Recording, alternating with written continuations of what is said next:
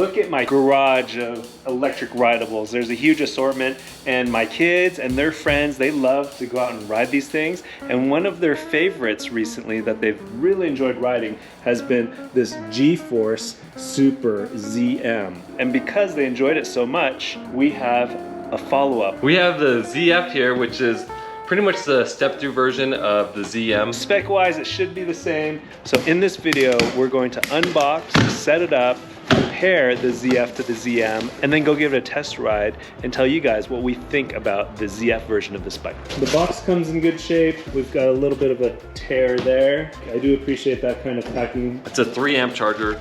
This is the 20 amp hour version, so it should take just a little under 7 hours to charge from empty to full. This is probably the light. Ta-da! It is the light, and it looks identical to the ZM version. Which is a pretty good light, actually. Let's go ahead and pull this thing out. Yeah, I don't think that's 76 pounds. They're going green by having the assembly and the user manual all with the QR code. Which is nice, so that they can update the instructions. I think the packaging overall is above average. I don't see any damage from shipping, and we have it just about all set up. The battery is out here charging. One of the most important parts that sometimes gets forgotten is pumping up the tires. We can't find our tire pump, so we're going to try the Rivian because it actually has a built-in pumping system. Over here is a pump. So we'll plug this in here, just like so. Let's see if we can get this to work. There we go. And we come back over here to the truck. We want 20. And then I hit play. Okay, all set up, and the battery should be pretty close to being charged. Go ahead and stick that in there and it shows how it's done. Looks like it just drops right in here. Then pops right into place. Both bikes set up side by side, and let's just go through some of the major differences between these two bikes. You'll see this is a step-through frame. Makes it a lot easier for mounting. So if you have mobility issues or you just don't want something up in your crotch, it's nice to get a step through. And then the other thing is the rear suspension. But this is nice, big, beefy spring suspension. Feels nice. A lot nicer than the ZM.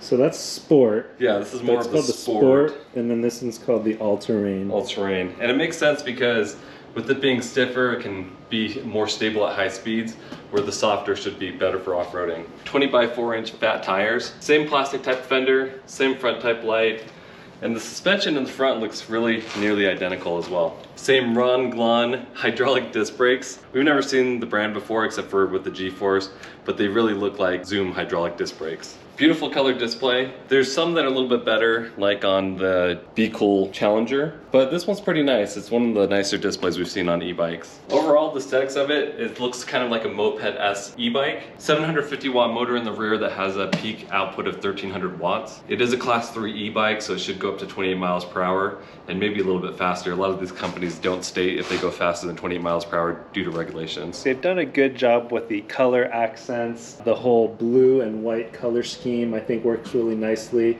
Contrasts the red and white color scheme over there. It's just a preference thing whether or not you like these bulky weld marks. Some people don't like them. I don't mind them. The smaller battery version is $100 cheaper. For extra $100 you get 1.5 times the size of the battery, so you might as well spend the extra money. Let's see if this bike can impress us just as much as the G-Force ZM did. We're gonna get our safety gear on and we're gonna go take it for a test spin where we will tell you what we love about it and what we hate about it. Okay, here we are. We've got our safety gear on. We're gonna be taking this quote-unquote all-terrain e-bike into the park and take it on some trails and see how it does. What do you think so far? Suspension works really nice. So it does bottom out if I lift it and drop it. For the most part, it's one of the better suspensions we've tried on an e-bike.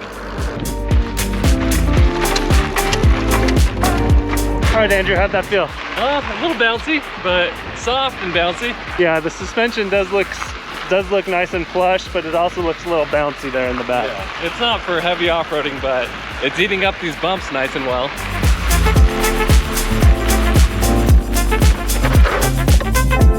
This bike is pretty sweet. The suspension is pretty decent. A lot of these full suspension budget e-bikes are really gimmicky, like the Be Cool bikes. They're really not that great, but the suspension feels pretty decent. The color display It works well. It does get a little bit washed out in direct sunlight. The hydraulic brakes, even though they're these Ronglon brand, we've never used them before, but they work really well and they're pretty strong. The overall ride feel of this bike feels nice. It's not like a traditional e-bike. It feels kind of like riding a 50cc moped. The seat is really comfortable. I do enjoy the seat a lot. Having the 20x4" knobby tires helps with being able to tackle any terrain you hit. For me, I really like the overall appearance of this bike. It's got nice lines, nice colors. They've done a good job. And the step-through version is something that I prefer in e-bikes now. I don't like having to swing my leg over the saddle. Instead, just being able to step right through and on and be on my way. Very big deal for me, especially as I'm getting older and not as limber as I used to be. I really do like the fenders. I've been riding behind Andrew on some of these dusty trails, and the fender's doing a good job keeping the rocks and the dust down and away, not spraying that up. Even though they're plastic, they're on there pretty darn good. They're not shaking, they're not chattering, and so really nice job. The rims are really sweet. I really do enjoy that. They're full alloy rims. Yeah, they look like they pretty much go on a car, except for they're on a bike. For that light in front, it's like a car headlight. It is bright. And it was like that with the ZM, and it's like that with the ZF. We're gonna keep riding. Our next stop, we're gonna talk about the things that we don't like about this bike. The aesthetics are very different from the ZM. The ZM had more of kind of a motocross, motorcycle type look to it. This just looks like a nice e-bike, but with a very long saddle. The step through is one of my favorites. Andrew, show us how it's done. Pretty easy. Just step through and you're good to go. Instead of having to do this whole movement. It's nice to get a stretch every once in a while, but it's so much nicer sometimes to have a step through. One reason to get the ZF over the ZM is the gearing ratio. On the ZM, pedal assist 2 through 5 is unusable. On this, I can use all the way from 1 through 5 and it works perfectly fine. There's a major delay in throttle, so I'll show you exactly what it looks like.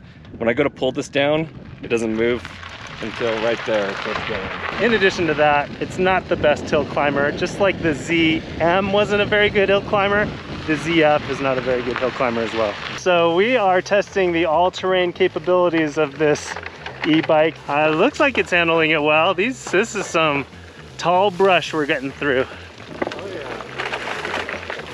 And while the bike is labeled and branded as all-terrain, it's not a mountain bike. You know, when they say all-terrain, you can take it on roads, you can take it on nice gravel paths, maybe some single track stuff, but this is not a mountain bike replacement. This is just a bike that you can go out there and feel confident in different types of terrains. If you need to adjust the height of the seat, you can adjust that, so you're pretty much stuck at just riding at one size fits all. Let's finish off by talking about the things that we don't like about it. Just like with the other Z-Force, the ZM, the cable management, you know, it's plus minus. Some people don't like it, some people like it. You just have this neoprene sleeve that keeps all the cables in there. Andrew, what do you think of that? I hate it, but it's easy for maintenance. So Andrew doesn't like it, I don't mind it. Yeah, it is very easy for maintenance. You can zip it open and get to the cables that you need to get to. This bike is good for getting around, but it is a heavy, bulky bike. The seat not being adjustable to different heights. I mean, what is the height range you think? Probably like 5'4" to 5'11". How tall are you, Winnie? 5'2". On paper, this bike says 5'3" and above. So let's see you get on this bad boy. How was that? Good. So smooth. Feel comfy? Yep. All right, we got a thumbs up from the boss. In the end, I think this is great for going out and cruising and having fun, and that's what the boys did with the ZM. Now we have the ZF, which is the step-through version, and this is for having fun, but because it is big, it is heavy, this isn't something that you're easily going to be able to put into a vehicle, carry up a flight of stairs. Check out our full written review at ebikepedia.com. Thanks for watching, and when you guys ride, wear your safety gear.